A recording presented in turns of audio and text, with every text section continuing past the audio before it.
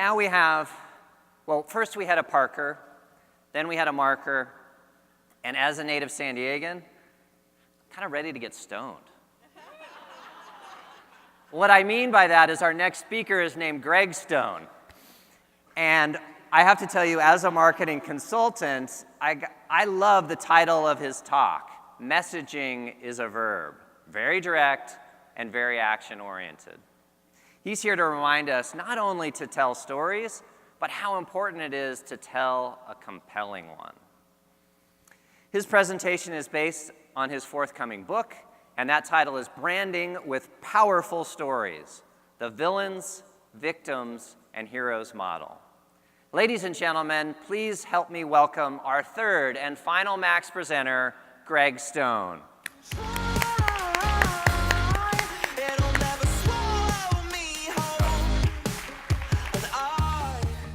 So, Molly Delerta, who's backstage, who is running this show, and I had a conversation, and she said, "We want you to speak." And I said, "What about?" And she said, "About 15 minutes." So here I am. But that preposition, about, is arguably the most important part of any speech. I used to say that you should speak to the audience, but the preposition to is the wrong one. You need to speak about the audience. Now, Doug spoke about his mom, and I just want to speak a little bit about mine, who passed away recently. She was a very bright woman. Italian was her first language, and she watched Harry Truman speak in 1948 in New Jersey when he was running, and everybody thought he was going to lose. So what did he talk about? Did he talk about foreign policy?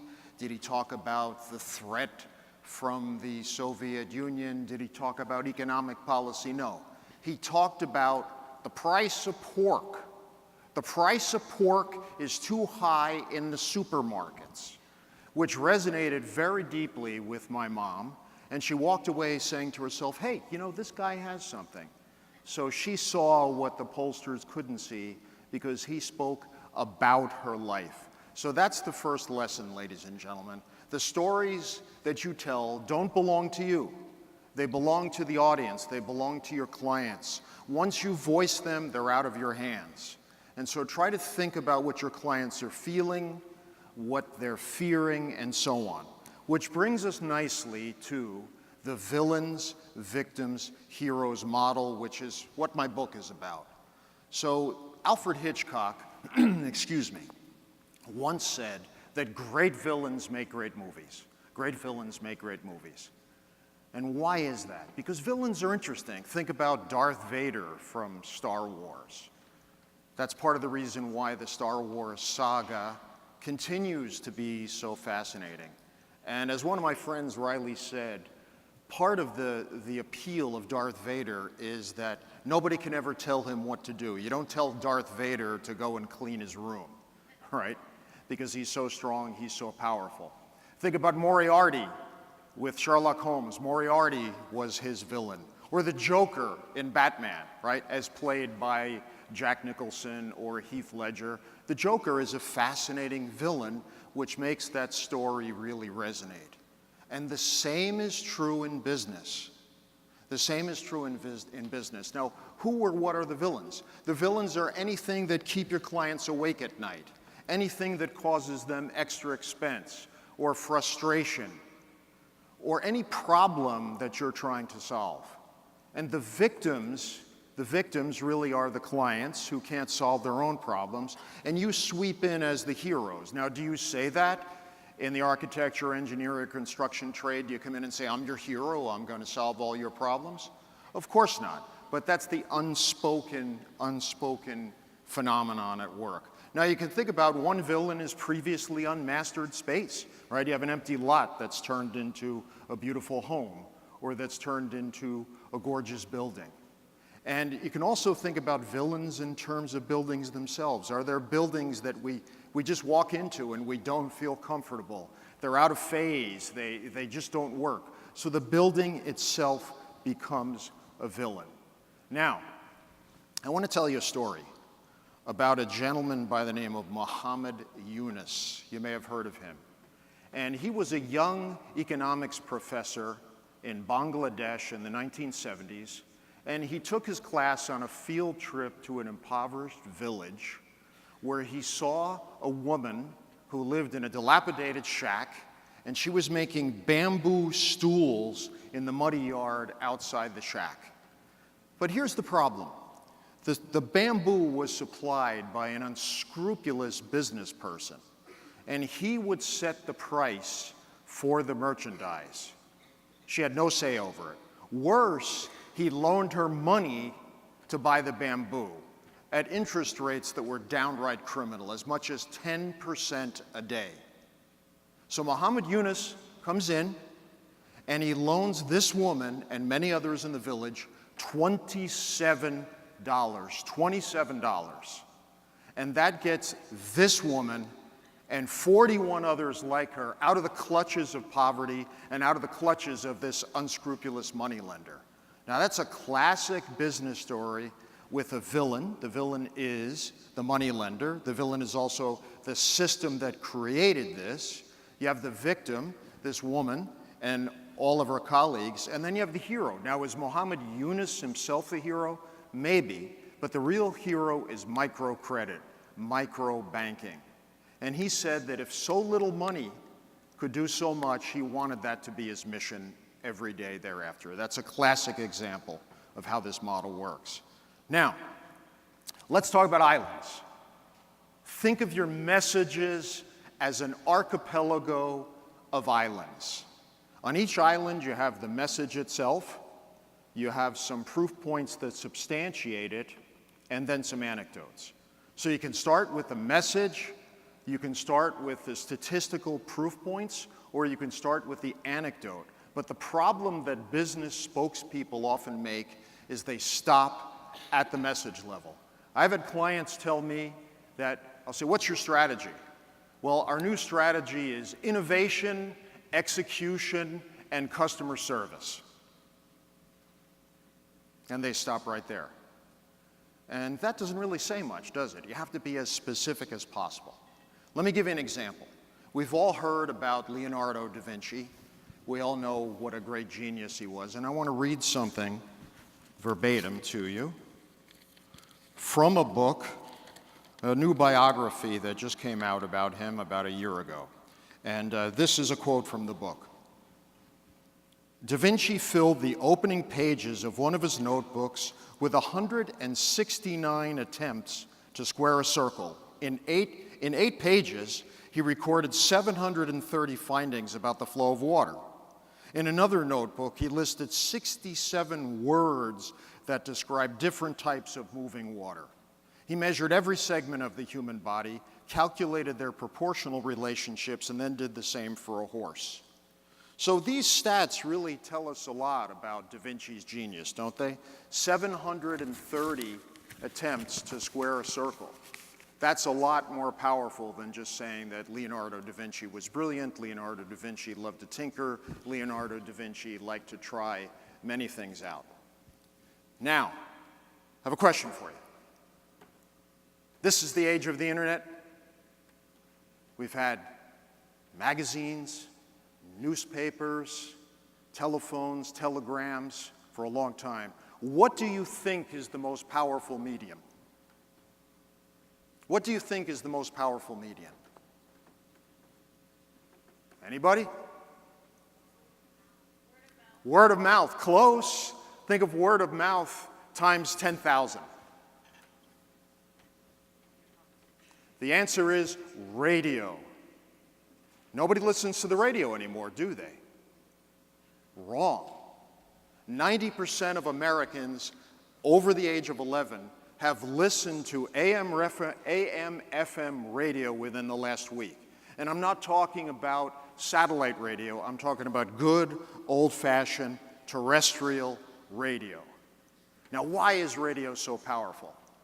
Radio is so powerful because it engages all of your senses while stimulating only one, i.e., your hearing.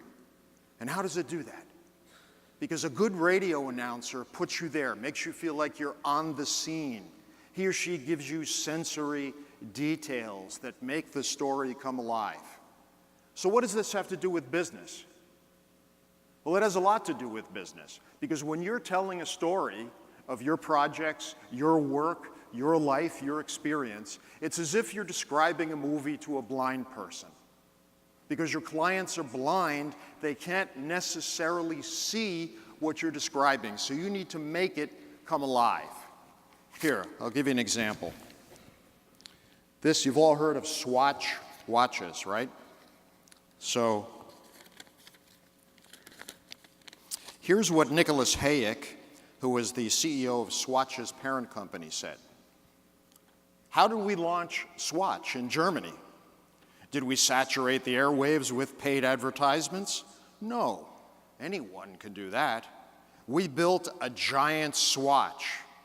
It was 500 feet high, weighed 13 tons, and actually worked. We suspended it outside the tallest skyscraper in Frankfurt, the headquarters of the Commerce Bank. It was really something to see. Can you see that? Can you picture it? I hope so.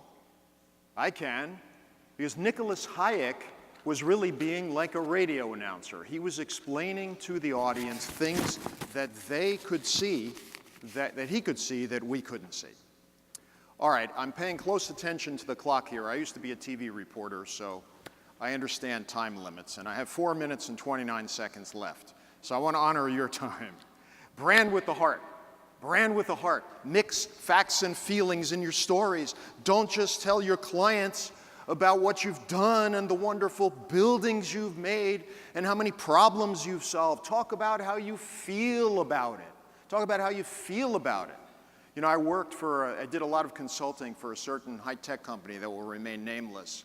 And the PR person told one of the product managers, when you get to the end of the interview with this reporter, be sure to convey some passion about the product. So what did he do? He got to the end of the interview and he said to the reporter, I want you to know I'm really excited about this.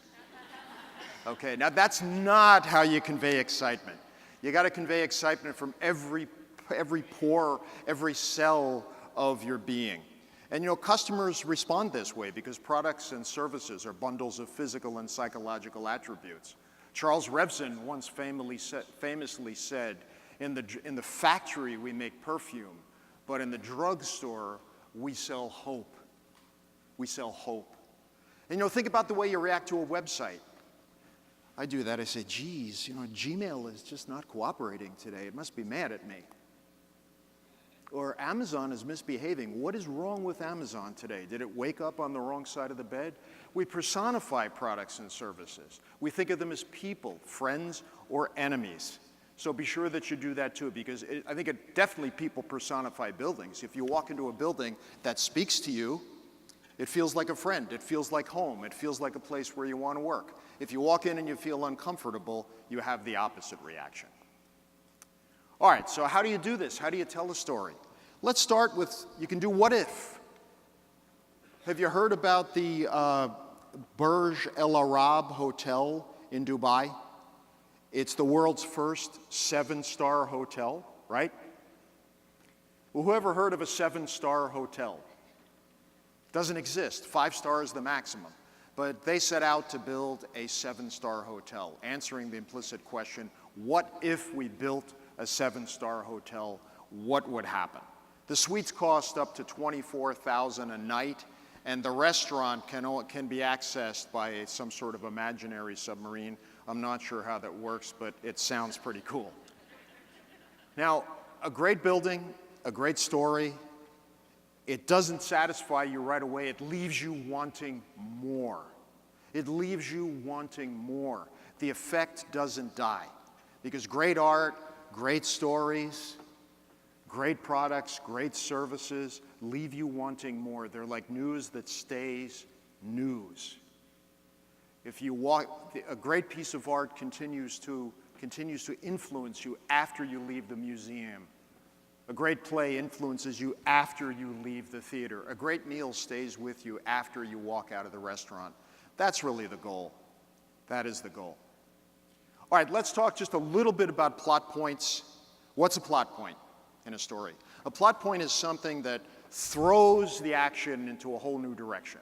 Throws the action into a whole new direction. Otherwise known as the element of surprise. That's a good thing to try to do too. You start a story one way and then you move, excuse me, completely in another direction. And I want to imitate, if I may, song lyrics. I'm not going to sing because if I sang, I would empty this place out very, very quickly. But raise your hand if you remember Janis Joplin's hit, Me and Bobby McGee. If you're of a certain age, you probably remember it. Okay, good. It starts this way. I'm going to read this off. Me and Bobby McGee. Busted flat in Baton Rouge, waiting for the train, feeling near as faded as my jeans. Bobby thumbed a diesel down just before it rained, rode us all the way to New Orleans. I pulled my harpoon out of my dirty red bandana and was playing soft while Bobby sang the blues, with them windshield wipers slapping time. Okay, slapping time. She's feeling just as faded as her jeans, and they're thumbing a ride down to New Orleans in a rainstorm. And she pulls her harpoon, which is a fancy word for harmonica, out of her bandana. But it's not just a bandana, it's a dirty red bandana, which tells you a lot about the straits that she was in at that time, right? You can picture a poor woman yanking this harmonica out and starts playing it. And the windshield wipers aren't just beating time, they're slapping time like this. So what's the point? The point is those details thrust you immediately into the lives of the characters. Immediately there. You cannot help but be there. So if you're telling a story, put us right there, put us into it immediately. Now, a couple more things. Let's talk about the human voice. The human voice has 50 times as many nerves as your hand. 50 times as many nerves as your hand. And the human voice can go from 75 vibrations a second up to 1,500 almost instantaneously. Almost instantaneously. So learn how to use it. How to use your voice. Think of your voice as a font. Sometimes it's Roman. Sometimes it's bold. And other times it's bold, underlined, and italic. Now notice, I didn't change my volume because I don't want to yell at you. I just changed the speed and the intonation. Now, I'm not the disciplinarian in my house. My kids are now 26 and 21. My wife is the disciplinarian. But whenever I would get angry with my kids, I would speak slowly. I'd say things like, I've asked you 3 times to pass the salt. Would you please pass me the salt? And they'd be like, oh my God, Dad's mad, he's speaking slowly. I didn't have to raise my voice, I just spoke slowly and they got the message. So I was making my voice bold and italic. And that's what you should do likewise. You should follow that technique because too often we just speak in a monotone. Now, last point. When you tell a story, if you tell it well, it gives you executive presence. Now, what is executive presence? Executive presence is the ability to connect authentically with the thoughts and feelings of your audience to motivate them to achieve more and to reach a desired goal. Quick story, Abraham Lincoln in the White House, shining a pair of shoes. He's on his hands and knees, shining a pair of shoes. Cabinet secretary walks in and says, Mr. President, you're not shining your shoes, are you? And without taking a beat, Lincoln says, well, you wouldn't want me to shine somebody else's, would you? So that's executive presence. That shows you that Lincoln was down to earth. It shows you that he was quick-witted. It shows you that he was not embarrassed to get down and do what he had to do to make himself look good to be a better president. And I'm going to leave you with one thought. One thought. There is no word in the English language that rhymes with eloquence. Thank you.